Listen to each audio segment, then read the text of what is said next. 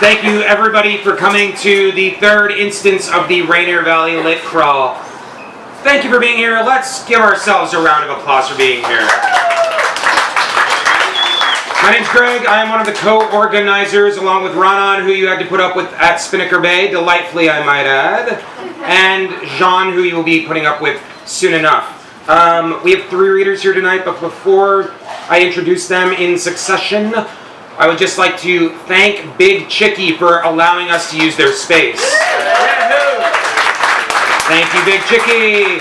And it looks like most of you already took the queue and bought food from them, which is amazing. I will add another kudos. It is amazing. So if you haven't already ordered, comes out really fast. They have vegetarian and vegan options. It's delish. Some great Peruvian flair here in Hillman City. One more thing before I introduce the next set of readers. As Ronan said, we may or may not be shifting up who's organizing this series, if you will. You can talk to us if you want to be involved in organizing it. But people always come up to me and they're like, yo, how do you choose the readers? How do you choose who gets to read at these things? Great question. We choose them if people want to be in them or if we want people to be in them. So people have approached us and asked if they could participate, and we have said yes and given them the space. If you're interested in reading or performing at a future iteration, you can contact us. We do prioritize people that live in this general area, and that means Southeast Seattle, however you might define that. But, as you'll see from the readers at this particular venue, that could be not the only criteria. There are people from outside of Seattle, there are people from all over the place. So we're looking for just really cool work and cool performers and cool readers. So definitely hit me up or hit any of us up if you want to participate that way. And cool organizers too. We're not cool. It's not cool. It's cool to not be cool. Yeah. Alright, so our first reader, you've already heard him toot his horn, so to speak, a couple of times already. Philip Randolph writes in a beach cottage in West Seattle. He's been writing poetry since '89. However, says Philip, quotes, I have a great resistance to submitting for publication. Maybe it's the male submission thing. I don't submit to nobody. End quote. He also claims, quote, I have no sense of humor that I am aware of, unquote. Monsieur Randolph has also written numerous short stories and a memoir, Dying VT Papa, about his father's last 6 months, punctuated by stories of amphibious vehicles and magnificent well-water extraction contraptions, and complicated by a brother's recovery from brain damage, and by the family's struggle in behalf of a schizophrenic nephew. Philip's been working for 12 years on Lift, partly a history of theoretical aerodynamics and partly an attempt to revive 3 superb physical intuitive bypassed theories of flight. He says, quote, okay, it's time to give up. I submit, or I will pretty darn soon, unquote. Everyone welcome Philip. This is like a revival tent. And by the way, about the localism stuff, I grew up about a mile north of here, 1.5 miles, 3 blocks behind Franklin High School. First one is abjectly sad political. Broken red clay pitchers. Quneitra, the emptied Syrian town of 25,000, then zero a few miles behind the Golan Heights, 1970. I was hitchhiking. By the boarded upstairs to the minaret, I hold a broken red clay pitcher.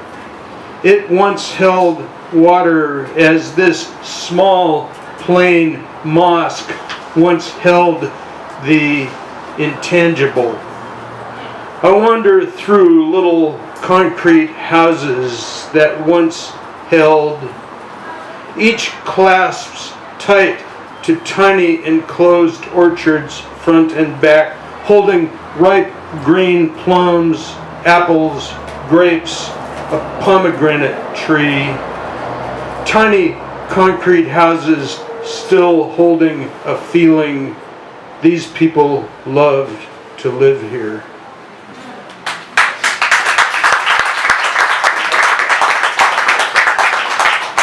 Okay, now, I have a penchant for dismal. Oh, just 1 second. All right, I have a penchant for dismal love poems. And this one has 3 titles. It's Henrik Ibsen wrote his Wild Duck story about how people need the illusions they live by, but I didn't want to be hers, or second title. The relationship looked like it was headed for conflict, so I said, let's just be friends, and she said, okay, but the relationship didn't listen or didn't care if we were rolling around in the hay or not, because it was going to do what it was going to do, and so proceeded onto its inevitable conflicted end. Or third title. Modern poetry is defined by the intensive use of some poetic device. In this poem, rather than the run-on title, the poetic device is the run-on sentence. And here's the poem. I'm too close to my illusions about myself to be able to say just what I'm talking about, but I have an image of 2 foggily gray, unsolid, house-sized objects in fog. Maybe each other's fog, maybe our own, maybe we value our fogs, maybe that's what determines that the fog sustains some damage when they collide, but what makes more sense is that we are 2 middle-aged, half-worn-out, nearly old persons somehow poured into moderately presentable skin sacks, as if we are old apples preserved within 33-degree carbon dioxide storage facility monitored environments and exercise routines and skin creams till we look neonatal, waxy, shiny, appetizing, but when you bite into us, we still taste mushy, still middle-aged persons holding up paintings of each other that look like mirrors, but showing how each of us wants to be seen from someone else's eyes, or we are the mirrors, or we only have one mirror between us, and we struggle over who has to hold it, only it shows nothing, so one or both of us have to dress up as how the other would like to see himself or herself, which would be okay if I wanted to play dress up, or thought she could dress up in a way which would make me feel good, which I'm not immune to. If I needed that more or were hungry, I might do it, but I couldn't figure out that I wanted very much of what I could imagine her giving other than to talk sometimes, which is a gender stereotype role reversal, but it made conflict inevitable that I wasn't being who she needed me to be so she could be who she needed to be, which seemed to have an element of put up with me so I know I'm worth it. Not that I didn't have my own ways of something similar that I certainly wouldn't admit to, of course, until vague, foggy darkness rips apart to brightly expose 2 middle-aged people, shiny old mushy apples in the conflict of not wanting to be what we are or aren't, and that potentially most emotionally violent of all interpersonal conflicts, wherein and which forth and so by the aforementioned parties above designated as we failed all in all to make a successful mutual contract to support each other's illusions.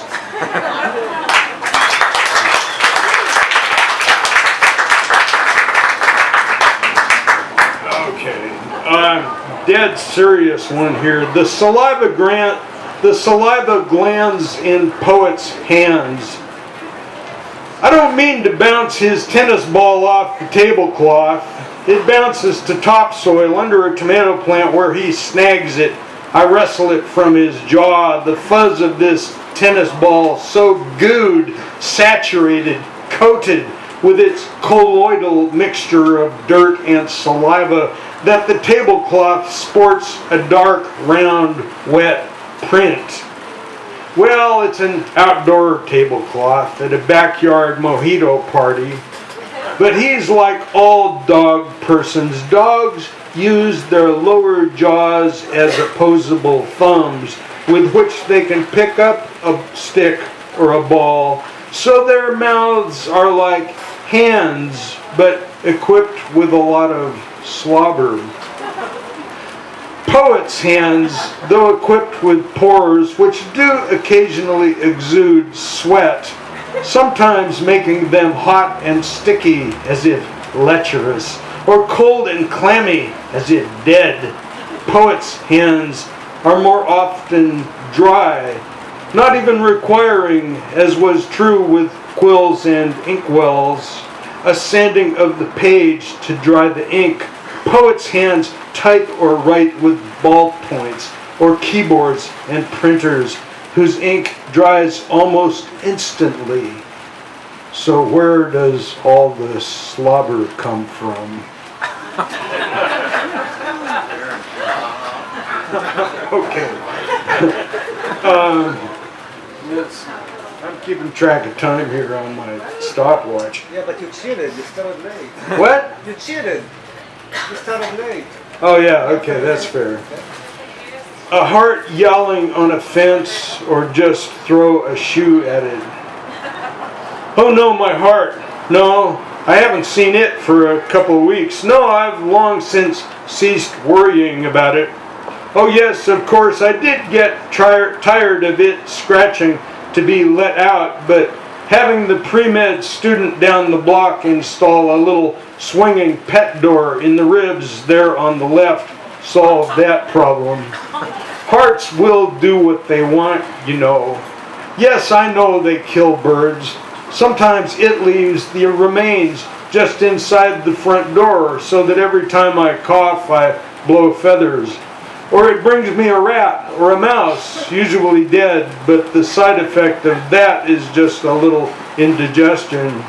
No, as I said, I haven't seen it for a while. Yeah, I got a couple complaints from the neighbors down on Ingenue Street that it was sitting on an alley fence yowling lub-dubs all night at something down there. I told them, just throw a shoe at it. But it comes back every once in a while, probably just for the kibbles and bits. I'm not sure it feels any real loyalty to me. A bit scratched up from all the fights. You know how alley hearts are. Gives as good as it gets, probably. No, again, I'm not worried. The vet said it's a scrappy sort of heart, and as long as it beats or gets beaten, it doesn't really matter if it's in my chest or off sniffing the aorta of some overly estracized female. You know what they say, that to a heart in heat, a ventricle's orifice smells good. No, you can't control the damned things. It's not like they'll tolerate a leash, as if anyone even tries outside of fundamentalists. And inside of fundamentalists, it's all circus cages and trainers with whips and burning rings of fire and the sneering lady with the cat's eye glasses before you even get to the freak show and the house of horrors and the Siamese hearts and the geek heart that bites the heads off chickens, which all sounded like just a fine idea and great fun a long time ago, except the silly fundamentalists thought my heart didn't have the aptitude for efficient training. They tried. They could get it to roll over, but they couldn't make it learn to play dead. Bother. Well, I could have had it fixed. Maybe I should have. Would have stopped it from spraying on the furniture. But I figure if you're going to have a male heart, you just have to wash a little blood off the couch leg every once in a while, over there by the pancreas, and swat it and rub its nose in it till it half learns to go outside, mostly. Too late now anyway, too bad. Lots of people have castrated hearts and seem to have quite peaceful lives. But they say if you're going to castrate them, you have to do it while they're young, before they learn bad habits, like the aforementioned yowling love doves on some alley fence to some ventricle in heat. Thank you.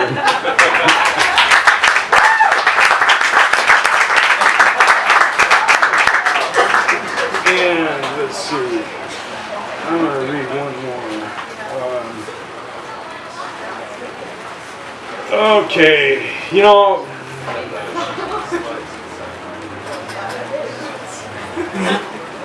okay, one old favorite, a cameo for Uma Thurman's feet. A young tanguera, I danced tango for the last 20-some years. A young tanguera tells me any movie in which a woman kicks butt is a good movie. She's actually an international star by now. So I take my brain-injured brother to see Uma Thurman. Yes, she plays a blonde female in a samurai movie with a spaghetti western music, but it's her feet, or the middle and big toes. I'm not sure of the identity boundaries between toes and feet, and I want to give them all credit so they don't get jealous. As I was saying, it's her feet in an uncredited appearance that get to me, till I deeply and meaningfully ponder that if her feet have a cameo, Uma Thurman must be the movie. This beautiful starlet, so groomed to such perfection, such loveliness, she is the stereotype constrained as if within a too-tight shoe. By the rules of ingenue, leading lady heroine, every flaw and incompatible bit of character, except for her feet, chased from her till she is a picture moving. It is because we paint over lead actors' character with celluloid perfection that supporting actors, or arch supporting actors, such as her feet, must supply character in movies such as Uma. Uma's feet gaining some independence from her due to transient paralysis of her character's unnaturally long legs, propped up across the back seat of a yellow cab-over truck, on its sides painted with the words "Pussy Wagon" in the movie Kill Bill 2, or she is the movie, her feet in an uncredited appearance, supposedly supporting actors, though just here they won't, being all paralyzed or on some actor's strike. As she yells at them, "Come on, feet, move!" we watch the big toe of her right foot bunion inward at a totally unnatural angle by years of high heel shoes with pointed toes. Her middle toe, oh so long and gangly and crooked, squirming its way forward like it is a geriatric, flipping its middle toe at all the people who molded the rest of her into such a feminine image. These are ugly feet, deformed feet, honest feet, feminist feet, feet shouting what we do to women to make them the way we want them. Not that I'm immune to that, nor I presume is my traumatically brain-injured brother, but such a character in an action movie. There should be Oscars for cameos, Oscars for great little performers in great little scenes in superb movies, as Uma Thurman, for example, her ugly, deformed feet. There should be a Best Arch Supporting Character Actor Oscar for Uma Thurman's feet.